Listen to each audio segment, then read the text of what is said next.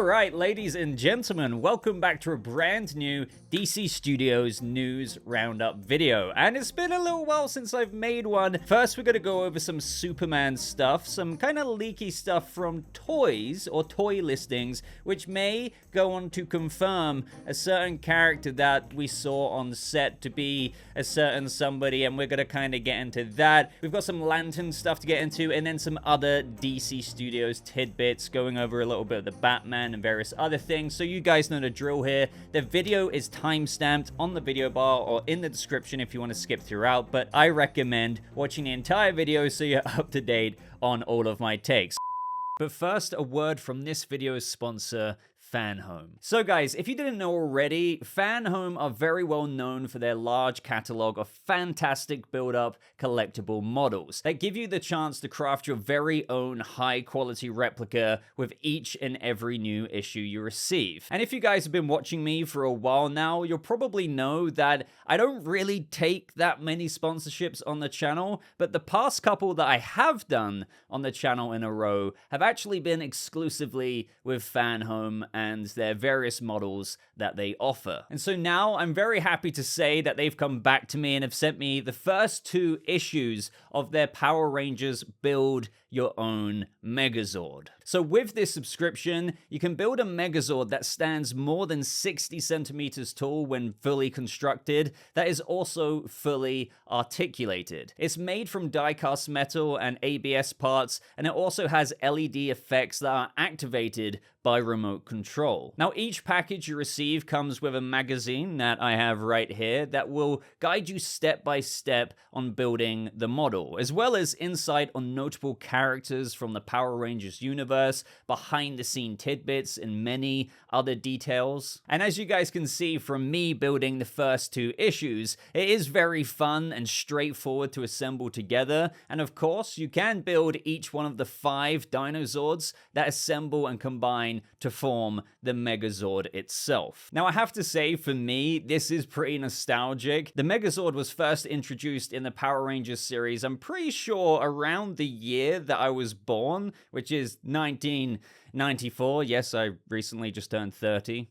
So I remember literally growing up and watching Power Rangers. I even remember going to one of my first Christmas fairs at my primary school and buying a Power Rangers Christmas special VHS. So to imagine one of these bad boys fully built and displayed in the background on one of my shelves there would be pretty badass to see. So if you guys subscribe now, you'll actually be eligible to get a free Power Rangers backpack gift. And throughout your subscription, there are other free gifts that you'll receive, such as an LED lit display base for the Megazord, an external battery charger, a t-shirt, and a mighty morphing mug. So, ladies and gentlemen, if this interests you, click on the link in the description of this video, or it's also in the top pinned comment of the comment section, and start building your very own Megazord today. And if you also subscribe now, you can get a 92% discount on the first issue. Don't forget, if you do go ahead and do this, to use my personal code in the checkout to help support the channel. And other than that, just a huge and big thank you to FanHome for sponsoring this video and continuing to work with us on the channel.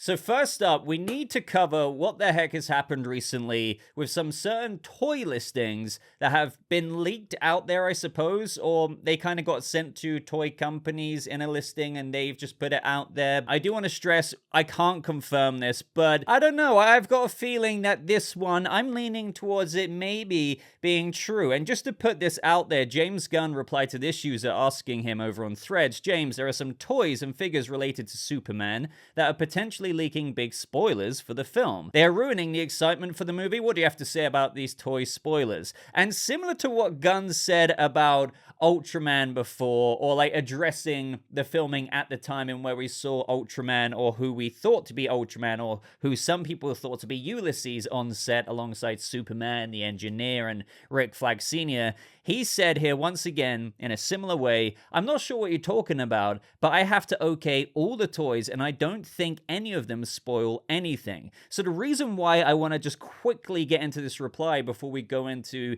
the leaks themselves or the listings of the toys is because he isn't like really denying it here. And he's saying a similar thing to how he said back then. And what I meant by that is how James Gunn said, I would never shoot a big spoiler out in public. So I kind of took that as like, oh guys, so this isn't like major spoilers me covering this, because James Gunn himself said he would never shoot a big spoiler for his movie that would ruin it in the middle of a city kind of thing and where people could see it. So, you know, when we saw that black suited figure, apparently it's not a big spoiler. So if I tie that back to these listing leaks for Superman 2025, I'm thinking that it is maybe all connected and they are true, and this is his way of saying, well, I don't think they are big spoilers. So just wanted to put that out there. Now, as for a spoiler alert, I guess I can put one out there, but, you know, by now you've probably heard about the black suited figure. You've probably seen him. You've heard the theories about Ultraman, Ulysses, or whatever the heck they're injecting into this character, and I'll get into that in just a second. So here's your warning, but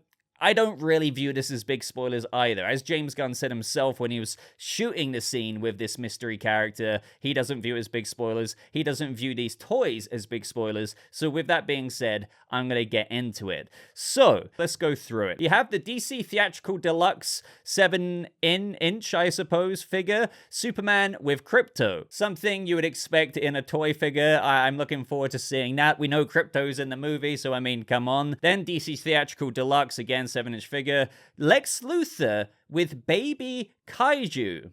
Now, this is very, very, very intriguing, and it caught the attention of a lot of people being like, wait, what? There's going to be a kaiju in this movie? Well, there have been rumors out for quite a while that Superman may be facing a kaiju in this film. Just kind of as more of like not a primary antagonist or anything, but maybe just like a day in the life of Superman kind of thing. Maybe it's at the beginning of the film. You know what I mean with that kind of scene where we just catch Superman in the action doing a Superman saving the city of Metropolis kind of thing.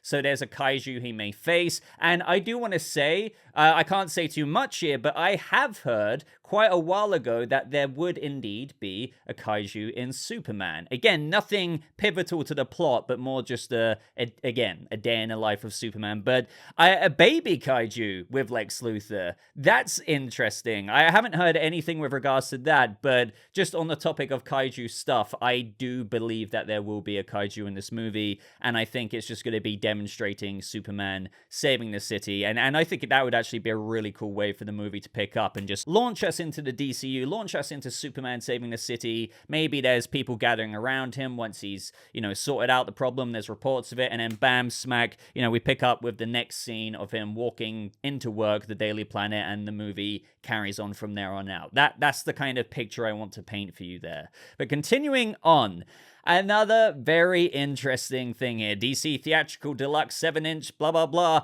Ultraman Superman movie. So again, if we assume, just hypothetically for this video, that these toy leaks and listings are true, this does confirm the rumors that I remember Daniel RPK was saying that Ultraman would be in this film. Many scoopers heard about it, and this, you know, God, it flashes me back to the whole thing and where James Gunn put out that post and where I hammered down. I was getting a bit of backlash for it, but in that post where he quite simply replied around the big hoo-ha online about, wait, Ultraman's in the movie, and James Gunn was getting posts and posts sent at him all the time about it, and he just simply replied, and I'm paraphrasing here, Superman is the main protagonist of this movie, and Lex Luthor is the main antagonist of this movie, and he goes on to say, you know, I don't know what you're hearing out there, this, that, and the other. But the long story short of that situation back then, if you didn't hear it from me, is that that was definitely a non-denial. Just because he's saying that Superman is the main protagonist, obviously, and Lex Luthor is the main antagonist, aka the main villain,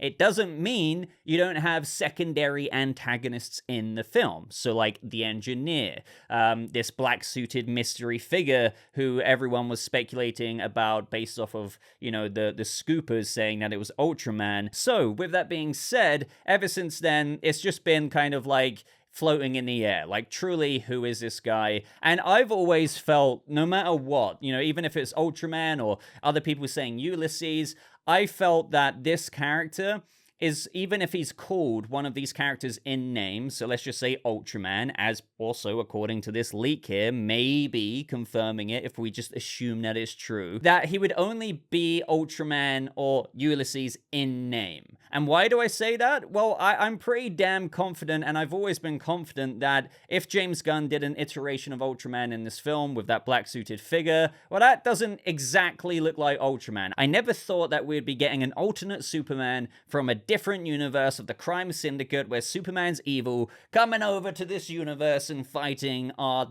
David Corenswet Superman in this first Superman movie. Absolutely not. So do you see what I mean? I always felt like James Gunn would be mishmashing various different character influences into a new character in the film, but still calling him Ultraman. As I always say, adaptations don't copy and paste. This would be a fine example of that. So in Superman 2025, Superman will be going up against this black-suited figure who may be called Ultraman, and there may very well be influences of Ultraman in there, one of them being the blatant U on his chest. And also another way that it could be Ultraman, despite not having an Ultraman suit in the way that you're seeing on screen, is that underneath that mask, as per the theories of Lex Luthor, using a very scientific background to maybe incorporate Kryptonian DNA, possibly Superman's DNA, to maybe create a clone. And yes, with this toy leak, it is kind of making me go back to the idea of, oh, I really do think that this could be James Gunn's version of Ultraman. Sure, it's Ultraman in name. No, it won't be Ultraman from an alternate universe, but it will still ring true to Ultraman in various ways with the kind of homage of the symbol on the chest with the big U, the U on the belt, the parallels in the suit as well. I don't know if anyone's noticed this. I'm sure some people have, but his suit is similar to Superman's with the kind of lines going down it and down his thigh on his leg. I found that always to be very interesting. And of course, under the mask, David Corenswet in this movie could be playing dual roles, as in obviously playing Superman, but also underneath that black mask, you kind of get that black noir reveal moment from the boys in where, oh, you have my face as well. And another example of how I think it would just be Ultraman mainly in name in this adaptation is because there could be another influence from another character, like Bizarro. What if this clone, because it's not a perfect, I don't know, creation from Lex Luthor, starts degenerating? Do you see what I mean? So all I'm trying to convey there from my theories this whole entire time is that whether you thought it was Ulysses, whether you thought it was Ultraman, whether you thought it was God knows somebody else, I felt like no matter what, it would just be called that character in name with whatever name James Gunn would designate this character from whatever character is in the source material, but yet combine a bunch of influences from maybe Ulysses, maybe from Ultraman and Bizarro, and I think that's what we've got here. But ultimately, if we believe that this leak is true, he's going to be Ultraman, basically a weapon used by Lex Luthor. I've been also jiving with this idea ever since Gunn welcomed Nicholas Hoult over to the cast. He put those emojis there with like a, you know, a flask, a scientific flask, a microscope, and a DNA sequence. Sure, that is just some circumstantial evidence, but you tie all of this in, and now there's some toy listings. Yeah, I think that this will be a part of Lex Luthor's plan. He maybe creates a clone, and he's weaponized by Luthor to take Superman down. Now, I don't know why or what goes into the plot that creates that reason. How does he get Superman's DNA? Are they gonna, like, introduce, like, Bloodsport shooting Superman and, like, from the DCEU canon, and Lex Luthor gets a hold of that bullet with the blood? I don't know. Do you know what I mean? There's still so much we don't know. But moving on to the next one here, we have Metamorpho, so we get a Metamorpho figure. Then we have a DC Superman movie Mega Fig, so I'm assuming a much larger toy, and it just says Kaiju. So we have Baby Kaiju with Lex Luthor, and then a Mega Fig with just Kaiju. So I don't know if that Baby Kaiju turns into the Mega Fig kind of actual Kaiju, so it grows to be even bigger, or if Superman stops a Kaiju in the movie in like a day in the life of scene, giving us and thrusting us into the action of the movie, but then Luthor's also got like backup Baby Kaijus to kind of cause problem for Superman at the same time. I don't know. Or maybe he sets up Kaiju situations to make his own assigned and endorsed heroes, like the Engineer possibly, and maybe Ultraman here, the black-suited figure, look good. Then we have some DC Direct Superpowers 5-inch figures, Metamorpho, Green Lantern Guy Gardner, Mr. Terrific, Ultraman again, Superman, and then we also have DC Direct Superpower vehicles T-Craft. Now, this isn't a surprise to anyone who's been following me covering the production of the movie, knowing that we're going to get Mr. Terrific having his T-Sphere kind of ship, or a T-Craft in this case. This seems to be how the Daily Planet crew are getting around Metropolis, and some of those photos of them coming out of a ship with a bloody T cut out on the entrance of it. Then we have a Superpowers playset, Fortress of Solitude. Again, makes perfect sense. Why not? If you have the Fortress of Solitude in your movie, would you not capitalize on that in merchandise? And then up next, another interesting one. We have a collector vinyl figure for the Superman movie, Baby Joe. So people are thinking that Baby Joe could very well indeed be the son of Metamorpho. Now, if you didn't know already, Rex Mason, who's Metamorpho, has a son, Joseph Mason, and he inherits his father's powers, albeit that they work a little bit of a different way. And knowing Gunn, maybe he creates quite a cute situation with a little kind of baby Metamorpho type thing going on in the movie. And again, we've heard barely anything about Metamorpho. Like, it was originally perceived from a lot of us that he would be a part of the Lord Tech team, but whenever we saw the Lord Tech team out and about, it was Hawkgirl, Guy Gardner, and Mr. Terrific. We never ever saw Metamorpho with those guys. So maybe he's already a superhero in this universe and has a kid. And then we have a couple of other vinyl figures, and it's the Baby Kaiju once again, and Metamorpho. So a few variations of, characters in vinyl, and then, deluxe 7-inch figure versions, and then mega figs. I think that's everything I want to say about all of this stuff. I would love to know your thoughts down in the comments below about everything I've said. There's a lot to digest there. Now, up next, a little update. I know we keep going back and forth on this, but it's on the Superman trailer. So James Gunn got asked by this user saying, can we know the progress of the trailer? Is it already finished? And Gunn said, it's not. I worked on it this weekend. So he's quite literally cooking away at a trailer right now, which has once again made people think, well, and fair enough, like, he's working on it because he's already said at New York Comic Con that he's really far along in the movie, and the assembly cut was done ages ago, to the point of where the cut that they're doing now looks kind of pretty good. I'm not saying he was saying it was nearly done, but I think it's way ahead of schedule. So getting to a trailer, sure, means that we could be seeing it soon. And he did say it won't be too soon, but it won't be too long. But we've also had Cryptic HD Quality, who's, a scooper, hasn't got everything right, but has also got things right as well. That kind of situation. He is saying that it is coming December for sure, with some other big trailers. So, hypothetically believing Cryptic HD Quality's claim here, then yes, that would be indeed CCXP. You pair this up with what David Corenswet said on that podcast and how something was happening in December.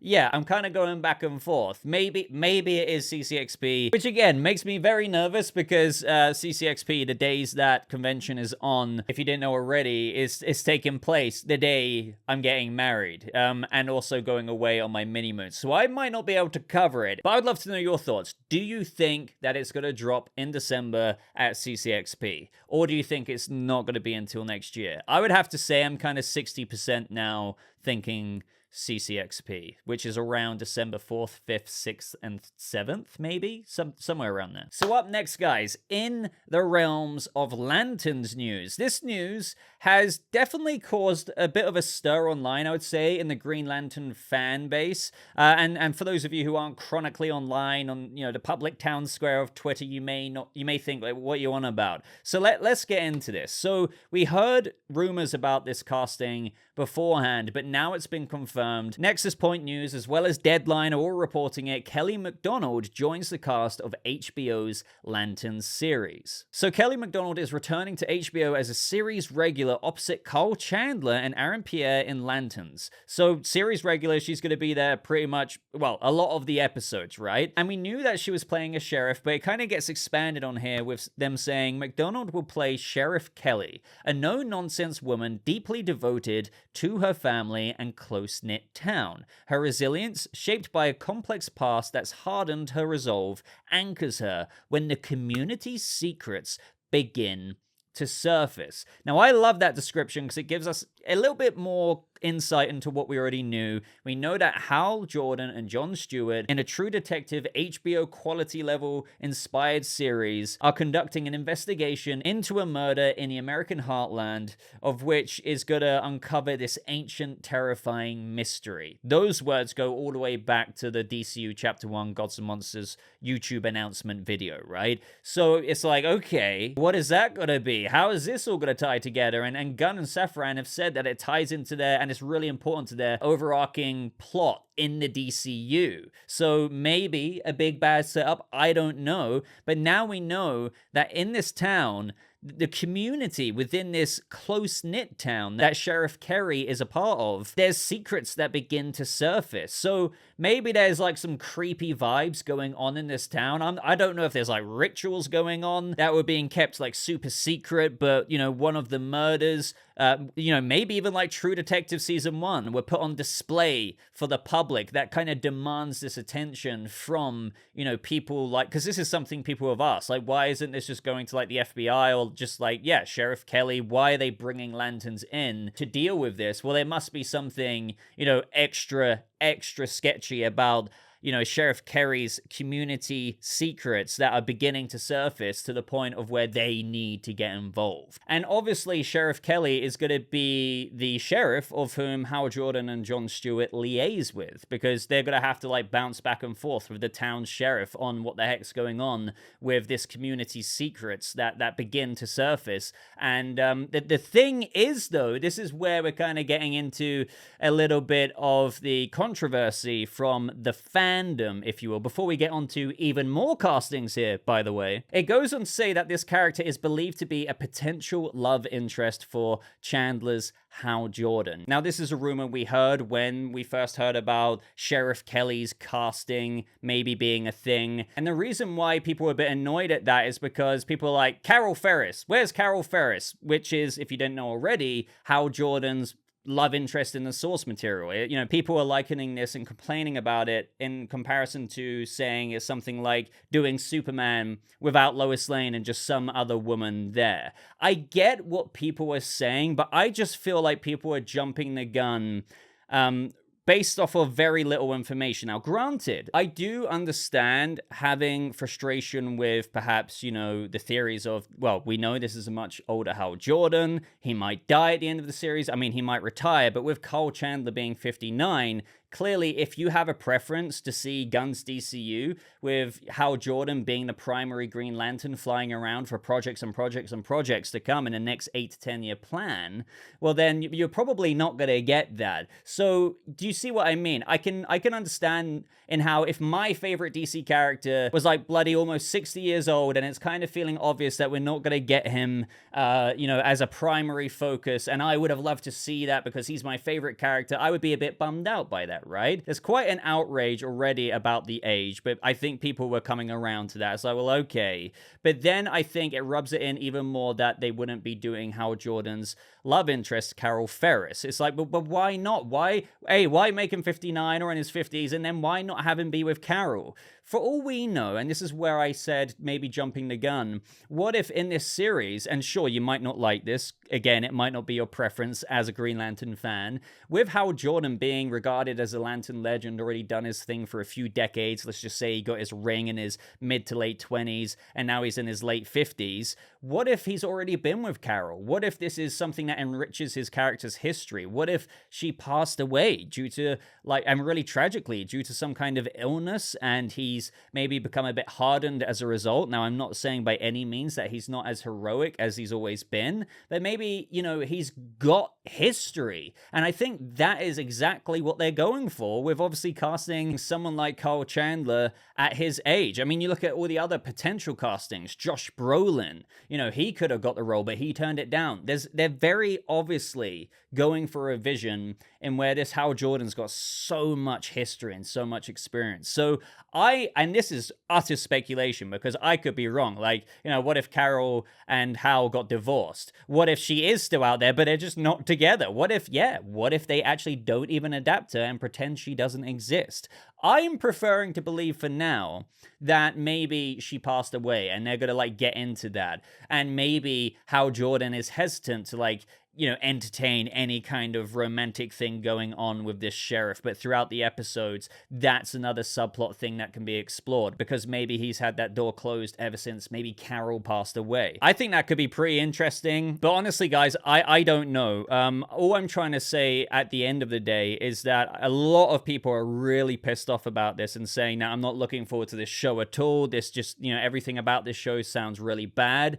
I don't know where they're getting that from other than projecting their own and understandable frustrations with regards to where is Carol and why is Hal having a, love interest with this Sheriff Kelly. I don't know if my theory, and let's just hypothetically assume that is true, about her having been a thing in the past would make that any better. But again, the reason why I wanted to explore and present a theory like that to you is because it doesn't erase his history. That would be my preference. If you're going to give Hal Jordan a love interest in present day in his mid to late 50s, why would you get rid of his history with Carol? Maybe still make her a thing, maybe even in flashbacks. That would be really cool as well. I try to be optimistic with this, and obviously I'll judge it for what it is when it releases and when we learn more, but for now, I don't think this makes the Lantern show bad and terrible and sounding horrible. And I'm not trying to sound like a shill there either.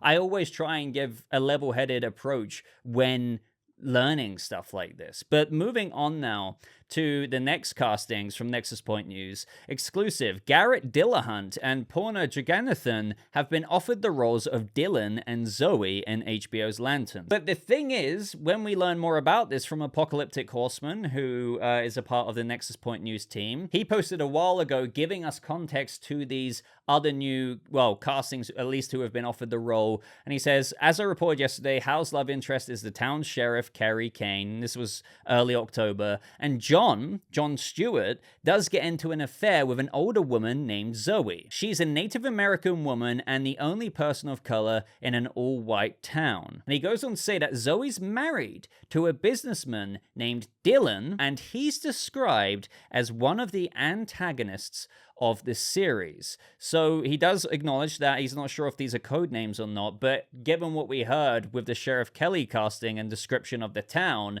maybe Dylan's character has got something to do with whatever these community secrets are that begin to surface that pertains to this murder in this town that then leads to this, uncovering of an ancient, terrifying mystery that ties into the larger, overarching story of the DCU. I'm not saying that they're summoning Trigon or anything like that, but clearly there's something creepy going on. And then also Jon Stewart's going to be having a bit of an affair with, Zoe, and I'm assuming that she's going to spill a few beans about the town. So I'd love to know your theories as to what Dylan is up to, whatever these community secrets are. Now up next with some other DC Studios tidbits. Quick update here from Future Boba. As I was making this video, we've just had our casting for Ruthie for Supergirl Woman of Tomorrow, and she will be played by Eve Ridley. Now, she marks the third casting, in addition to, of course, Millie Alcock, who's playing Supergirl, and Matthias Schoenaerts as Krem of the Yellow Hills. Now, James Gunn did say at New York Comic Con, for those who may not have heard this recently, that I just saw the screen test for Ruthie with Millie Alcock, and I'm so excited. So they must have been a fantastic pairing in the screen test for Gunn to be that hyped about it. Now, if you didn't know already, if you haven't read Supergirl Woman of Tomorrow, Ruthie is the young girl who Supergirl helps, and they hunt down Krem of the Yellow Hills together for killing Ruthie's father, which is just like the whole foundation of the story. Now, they come across each other on Supergirl's 21st birthday, and Kara herself is having her own struggles amidst the feeling that she has a life of no meaning or purpose, and Gunn even said at New York Comic Con that Kara in this movie will be a mess, and it just turns into a crazy adventure from there on out. Now, as for like Eve Ridley, I don't really know too much about her. I mean, she's a very young actor, and I noticed that she was in the Three Body Problem show on Netflix, and, she was good in that from what I've seen. But all in all, this is just a very quick update to inform everyone that casting is most definitely ramping up as we get closer to Supergirl filming in the UK in January. Now, some people are asking me about this because I think people are desperate to hear about the DCU video game side of things, and that's true. We haven't really heard anything about it since knowing that there's going to be live-action shows, movies, and video games all in the canon of Gunn's DCU. So he posted this article from the Direct about the 7 biggest DC movie and TV rumors that got debunked, just putting a bit of a laughing emoji there, and we had this user saying, already noticed a mistake in the article though. You debunked The Batman video game being developed, not DCU Batman. And Gunn said, yes, that's true. The article kind of contradicts itself, saying both, but you're right. I only debunked The Batman video game, not a DCU Batman video game. And sure, I mean, this is what we do here. We like to entertain it. We could be reading too much into this, but you know, if he wanted to clear up saying, yeah, there's no DCU Batman video game either, surely he would have said, so it's not only The Batman, there's no video game in the Batman universe, but there's also not going to be a DCU Batman one. All he said is, you're right. But yes, it does open the door to a potential, I don't know if I want to quite say tease, but you'd have to think, to be honest. I mean, I know we've had the Arkham games, it'd be awesome. I mean, I want a Green Arrow version of the Arkham games. That'd be sick in the DCU. But it would kind of be a no-brainer to do another Batman game, but within that of the DCU. But I know what a lot of people are going to say. There's so much room for other characters to get video games. I completely agree with you. Again, my top one that comes to my head is, if any of you have played LA Noire, the very detective-driven game where you literally have to go on investigations and read people's facial expressions and, you know, interrogate them and whatnot, and just uncover clues to solve a case. I think The Question, like, if they did something like that, it would be impeccable. But with all this being said, I would love to know, what is your absolute number one video game that you need to see first from, you know, the DCU canon side of things? Now, lastly, for this video, we have a little bit of an update on the Batman 2, of which I talked about before, because long story short here, we heard that Greg Fraser might not be returning as the cinematographer for the Batman Part 2 because of Dune Messiah. And then we got a bit of a reassuring update in how, Dune Messiah might not be being worked on for quite a while, so he'll have more than enough time to tackle the Batman Part 2, and then Dune Messiah for Denis Villeneuve. But then, we've now got an update from the Hollywood Reporter saying that Dune Messiah is now reportedly starting production in summer of 2025. We can't forget how Matt Reeves has now acknowledged that the script for Part 2 is done. Sure, they need to do pre-production, build sets, which for the first movie took 5-6 months or so. But I've always said that the ballpark, especially as we've heard that filming should be starting next year for the Batman Part 2. We heard that from Andy Serkis and various other places as well, that they should be starting filming around April or May. My money would be on May. Now, Dune isn't starting production until the summer. So technically, you know, if you want to take into account, would Greg Fraser return to give us those gorgeous shots again, which is why people were freaking out. I mean, I'm sure they would find another cinematographer to mimic the style of the first movie, but I also do completely understand the apprehension of, and just desire of wanting Greg Fraser to be the one to handle that. If it starts earlier than Dune Messiah, I mean, surely Matt Reeves would have dibs on Greg Fraser first. So unfortunately, as of right now, it could be a little bit of a bidding war for Greg Fraser. He must be kind of torn apart with that. I don't know if filming, I mean, some people may argue, what if he could do both? You never know. You never know. If things work out, maybe Greg Fraser could do things back to back if Dune starts late summer and Warner Brothers internally, they kind of figure this out amongst themselves for him to then first do the Batman and then go straight to Dune Part 2. I don't know if he could juggle a little bit there going between projects as one is starting, as the other is nearing its finish. But my fingers are crossed because I think Greg Fraser is an integral part to what gives the Batman in Matt Reeves' universe its identity. So yeah, I guess stay tuned while we wait to learn more. But ladies and gentlemen, that is absolutely everything from me in this video. It's been a long, rambly one as usual, so you know what I'm gonna say. I want your involvement down in the comments below. I'll be interacting with you guys. Let me know your thoughts, your theories on just everything. But if you got this far in the video, you know what I'm gonna say now as well. I would deeply appreciate it if you just took 2 seconds of your time to maybe leave a like on it to show your support for the channel. Also, once again, a big thank you to Fan Home for sponsoring the video. Don't forget to check out the link in the description or in the top pinned comment to start building your very own Megazord today. But until next time, I'm going to love you and leave you, so just thank you so much for watching. I hope you guys have a lovely rest of your day, and I'll see you people of the DC Studios, DCU world, in the next video. Goodbye.